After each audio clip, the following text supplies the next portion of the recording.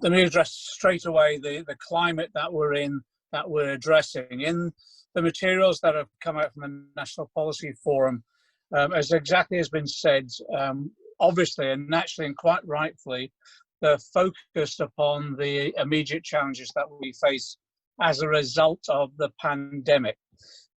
So this is about, and people shouldn't be worried about this in any way, this is about moving on from the 2017 and 2019 manifestos, but building upon them. This isn't about, I don't think this is in any way the party trying to tear up past policies. I think it's about building upon them in this new climate. And it's the point that was just been made by Carol and others. Actually, things have moved on as a result of this pandemic.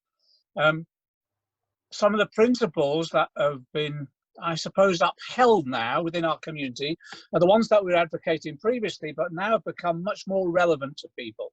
So the point that was made, first of all, with regard to austerity, people now are beginning to appreciate just how bad the last 10 years have been and what they've meant for our public services in particular, and how ill-prepared our NHS and our social care services were for this pandemic because of 10 years of cuts and austerity. I think they've also realised as well just how badly some of our public servants have been treated, particularly in the health service, particularly in social care, but right the way across our public services, with the pay freezes over the last 10 years and cuts and exploitation and privatisation. And people have woken up to that. So things have moved on quite dramatically in people's attitude to the way our economy is run. But also, it's interesting, it's the point that Carol made, which is very interesting, that people have recognised that all these arguments that have been put to us by neoliberals, that it's about individualism and individuals getting on, people now know that the way in which we should deal with issues is collectively.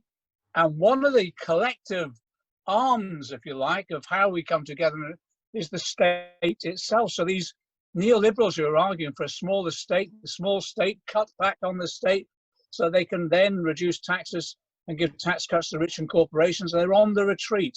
And we've got to recognise that. And we've not got to allow the right to exploit this crisis. Far from it. We've got to ensure that people thoroughly learn the lessons from the crisis. So what does that mean to economic policy? First of all, people are going to look back on the last 10 years of austerity, and I think they are saying never again. No more austerity. But there are some within government, there's no doubt about it, because they flew a kite, didn't they, a couple of weeks ago, about possibly restoring austerity in ways in which they thought they could get away with. And one of them was about a pay freeze across the public sector for the next 2 years. And there was other discussions about rounds of cuts within public services. They flew that kite, and the reaction they got was people saying, no, no way, and there would be opposition. So they've backed off. So what they're now doing, and it's quite clever really, all of a sudden these Tories who are neoliberals up until now, including people like Rishi Sunak and these admirers of Thatcher over the years, are now all of a sudden converted Keynesians. So they're supporting a fiscal stimulus, borrowing money to put money into the economy. Part of that is because they're forced to, because of the crisis we face, but also I think what they want to do is maintain the fiscal stimulus, but to their own advantage. And that will be about restoring and maintaining profits rather than actually raising wages, and also ensuring that people get a more equal share of the rewards of the wealth that they create. So they become Keynesians, but Keynesians with a selfish purpose. And that's the sort of argument that will be put forward. So what we've got to do is say, number one of our future economic policy is hold to the policy of ending austerity. No support for any form of austerity measures or cuts in public services or wage freezes. In fact, quite the reverse. What we should be arguing for is increases in wages in the future to restore some of the cuts that have taken place over the last 10 years. That's the first thing. The issue around how do we make sure everybody is lifted out of poverty, but also has a decent quality of life.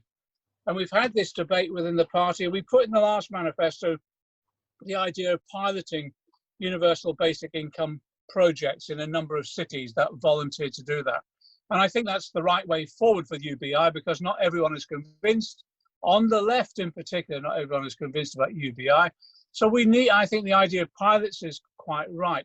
But what we could do is take the first step towards making sure everyone has a decent income. And the way that we would do that is a minimum income guarantee, so that whether you're in work or whether you're out of work or dependent on some forms of benefits, you have a minimum income guarantee to everybody that will give you a decent quality of life.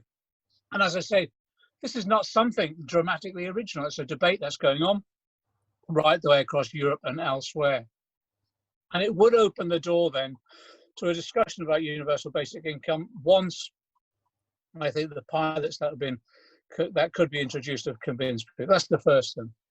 In terms of the next stage, then I think one of the things we've got to recognize now is that attitudes have changed also as a result of the pandemic towards not just investment in public services, but ownership of public services. I think there's a reaction against the privatization of our NHS, yes, but also we've seen during this crisis, even this government has had to, well, effectively bring rail back into public ownership and management, and they've had to use taxpayers' money to grant aid bus services, because otherwise those levels of transport services wouldn't have been able to continue on. So our argument must be we've got to recognise that public ownership of our basic public services is absolutely key to ensuring that we get decent levels of service, but also that actually we get them in a way in which they benefit everybody.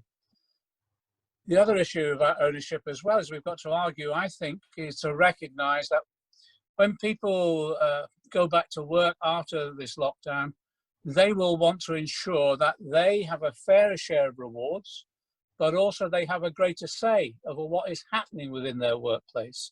And that means, yes, adhering to the proposals we put forward for inclusive ownership schemes where shares are held by workers collectively, which has become well, commonplace now in terms of political debate, both in Europe but also in America. Even the Sanders campaign took it up.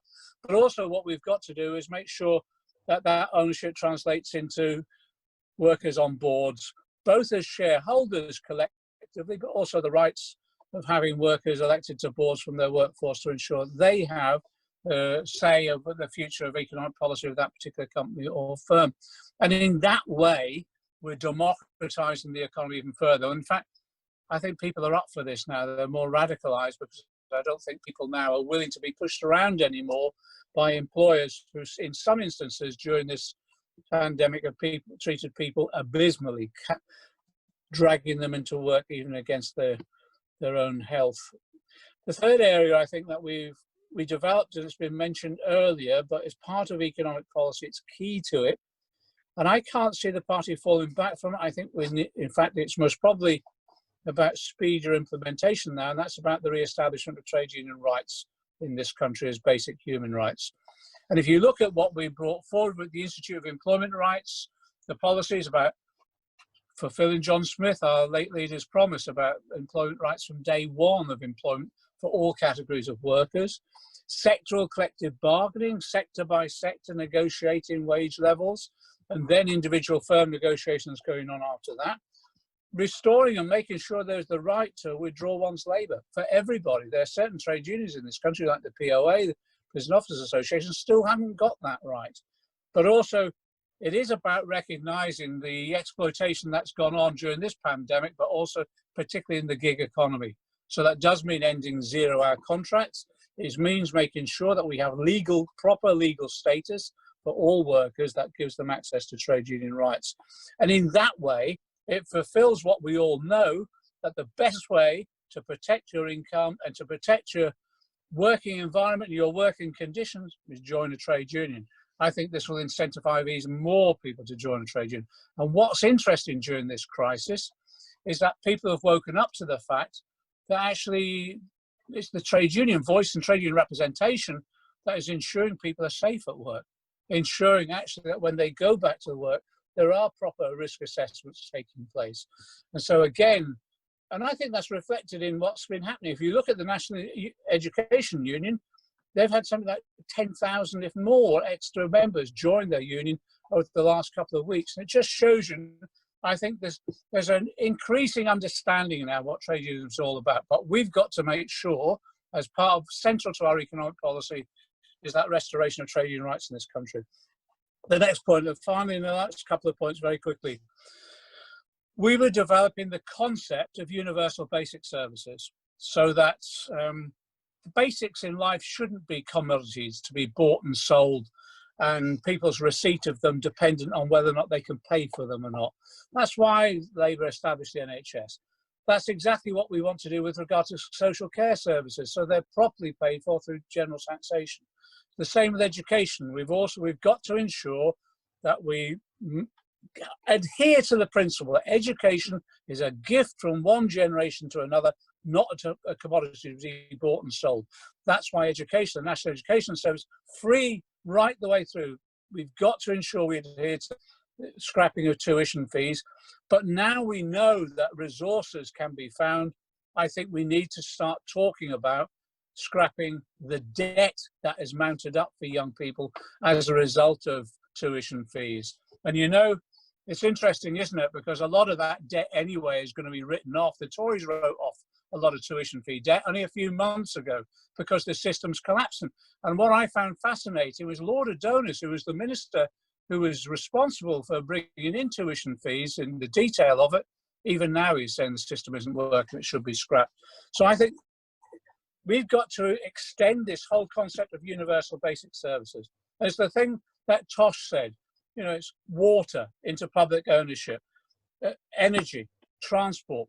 As the point that Ian said as well, with transport, by having it under public ownership and control, because we've got to tackle a climate change crisis, so at some stage we've got to start talking about transport being free, taking people out of their units and putting them in public transport services. It's I think it could be one of the most dramatic contributions to tackling climate change itself. And I have to smile, Tosh raised it, I do have to smile, that in this pandemic, one of the most important things people have realised is access to the internet and broadband.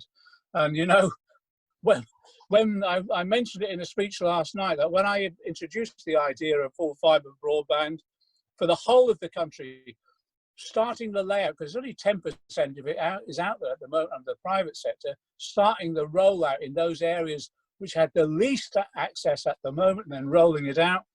You know, it was described in one newspaper as full fibre Marxism. Actually, now people realise access to the internet is just part of life. It ends isolation. It accesses all those different avenues into the state for benefits, etc., but also for education and cultural purposes as well. So again, it's one of those universal basic services that we should adhere to. Let me just say this as well, I think in terms of this argument about we've had for years that there's no, the resources aren't available, we now know that when needed, the resources will be found. Yeah. It's about political will. Now, the argument is, well, we'll borrow large amounts of money to get through this crisis. Of course we will. Every country will. Interest rates are low, so this is the time to borrow. But what you do is you borrow and then you invest and you grow your economy, and in that way you can tackle the relation of the GDP to debt to GDP ratio. You can bring that down by growing the economy overall. But that leads me on really to grow the economy also. You need to be straight with people. We do need taxation to enable us to pay for the public services and to invest in the long term. So we said we would increase taxation on the top 5%. I think that's the right thing. And actually, it was interesting, that was widely supported in opinion poll to opinion poll. But we've also said that actually people who gain their income from capital gains as against income, well, all income should be taxed in the same way. Whether you earn it or whether you get it to a capital gain, you all should be treated and taxed at the same level. It's interesting, Resolution Foundation commissioned a piece of research, and they found that what's happened, the inequalities over the last 10 years in particular that have been developed within a society, a lot of that is based upon capital gains being taxed so lightly as against income. And therefore, those with assets have been able to get wealthier and wealthier. Final thing on the taxation point, let me just say this. We said we would review all tax reliefs. One of the things that the Resolution Foundation research found is that one of the tax reliefs we targeted was the one that would actually given the wealthiest the biggest benefit, and that was entrepreneurs' tax relief. And Mariana Mazzucato, one of the prime economists in this country, has attacked this tax relief. It's nothing to do with entrepreneurs. It's more to do with how people sell on companies and then can make a killing after that. And it produces, well, it produces no real benefit to our society. You take that package together and that will give us the resources that we need to invest in the long term. And just on this final point as well, in the discussions that we're having, it's been mentioned earlier, whatever we do with regard to our economic policy, we've got to recognize part of it is to deal with the existing crisis that's caused by the pandemic, but the pandemic crisis, to be frank, is just a dress rehearsal for the big crisis that we face, which is the threat of climate catastrophe. So everything we do now has got to have at its core the tackling of that climate change crisis that we face. And we're running out of time, rapidly running out of time. So the harnessing of our resources has got to be towards investment to tackle the climate catastrophe that we face. And it's completely doable. With the right political will, we can overcome this. And in fact, I think we can become world leaders in exemplifying just how you can turn a fossil economy, the first fossil economy, into one which is dependent upon alternative energy sources, and at the same time is conserving both in terms of how we produce our food, how we develop our land policy, and how we effectively live together. That's the sort of economic policy that we've got to move to now. So this isn't just about holding on to what we achieved in 17 and 19 manifestos. We've got to be much more radical than that, and it's moving it on. And in that way, I think we, as rank and file members of the party now, we can create a climate of opinion that isn't just convince us party members and supporters, but actually will convince people that we're potentially ready for government now to replace possibly one of the most incompetent and weakest leaderships of the Conservative parties I've ever seen. Because the leadership of the Conservative Party in a pandemic like this that's actually dangerous for the country itself. Thanks, Claudia. That's absolutely brilliant, John. Excellent. Can I just ask if you've got time for just to take one or two questions before we close, if that's okay? We had a question that came in a little earlier, and it really related to a question around universal basic income, and whether or not we think that that is a policy that we should be pursuing, and what your thoughts are around that. And then there was a question. Probably around the question of how do we get better education so that we can make better political and economic choices. I wonder if you can just touch on those two, if that's okay.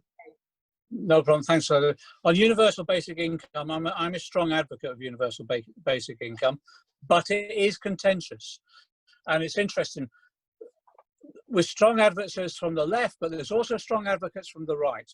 And the right argue for universal basic income because they see it as bringing in a low level of basic income and then scrapping all the other benefits of the welfare state that we constructed. So they see it as an opportunity to kill off the welfare state.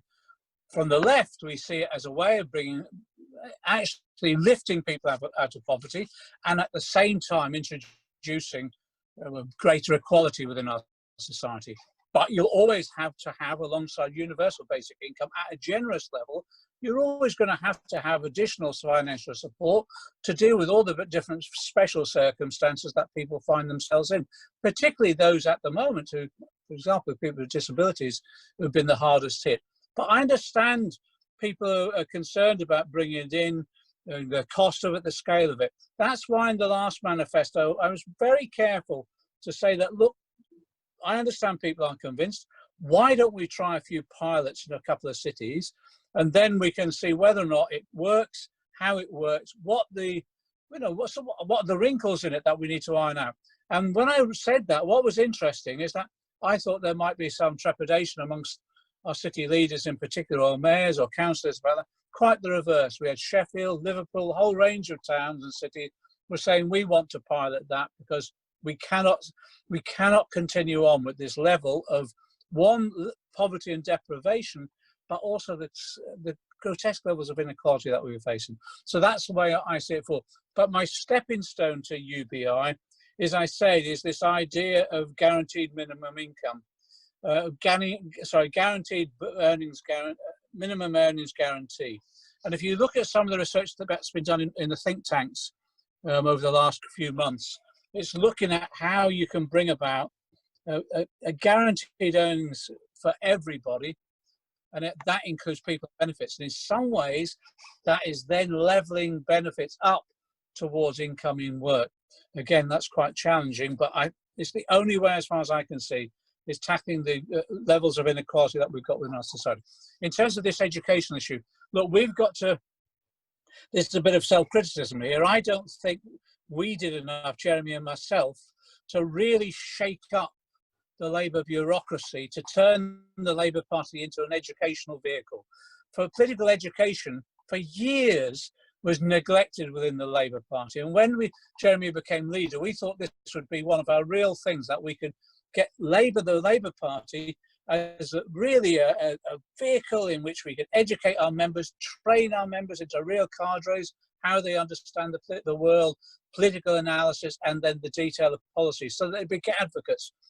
We had as you know, well, you know it from the leaked report, we had a battle with the bureaucracy that we inherited for 2 years that was completely resistant to everything that we were doing. But then after that, of course, we tried to develop the educational role of the party, but I don't think we were quick enough, and then we lost power. So now I think that's one of our basic campaigns. One of the things we did, which I think was really successful, we supported the World Transformed and the formation of that to play an educational role. So I look now to the World Transformed as one of those organizations that can actually creatively develop the level of political education in our society. But obviously my focus is the political education around understanding the economy, because once you understand how the economic system works, that's the foundation, the political economy of that, that's the foundation then for how you can really change society at its foundations. So that's the work I'll be doing in this coming period, and with the World Transform, and with a couple of other projects that I'm involved in at the moment. It's really exciting. But what I find amazing, though, we've now got a new architecture of think tanks, which we lost in the 90s and 2000s. Over the last few years, one of our successes is the encouragement of the different think tanks. The IPPR now, radicalized under Tom Kabasi when he's there, Class, New Economics Foundation, Autonomy, Commonwealth, you name it. There's a whole breadth of think tanks now producing work that raises the level of debate. Progressive Economic Forum, one of the ones that I helped set up, Positive Money, all of those. So I think the opportunity is there now, and I think, as I say, some of us, that'll be what we do. We concentrate on developing the political education role that we have.